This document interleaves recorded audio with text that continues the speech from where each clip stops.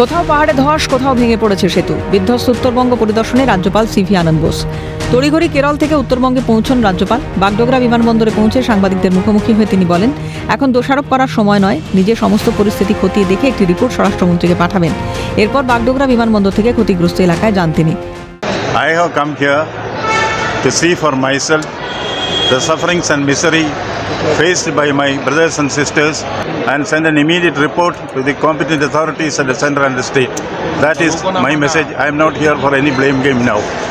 দুধিয়ার ক্ষতিগ্রস্ত এলাকা পরিদর্শন করেন রাজ্যপাল। কথা বলেন দুর্গতদের সঙ্গে।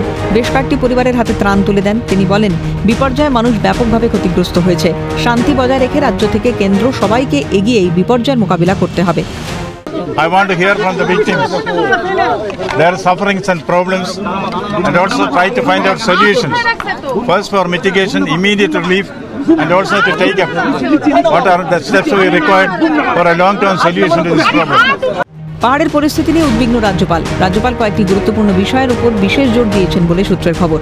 পাহাড় জুড়ে নিয়মিত বনায়ন কর্মসূচি চালানো, পাহাড়ি এলাকায় অযাচিত নগরায়ন নিয়ন্ত্রণ করা, টেকসই ও পরিবেশ বান্ধব পর্যটনকে উৎসাহিত করা, বনচ্ছেদন বন্ধ করা, অবকাঠামো নিয়মিত পরীক্ষা ও আধুনিক নির্মাণ পদ্ধতি ব্যবহার করে মজবুত করা, ভূমিধস প্রবণ এলাকায় জনগণের মধ্যে সচেতনতা ও প্রস্তুতি বাড়ানো, ঝুঁকিপূর্ণ অঞ্চলে মজবুত প্রাকৃতিক দুর্যোগ আশ্রয় কেন্দ্র গড়ে তোলা।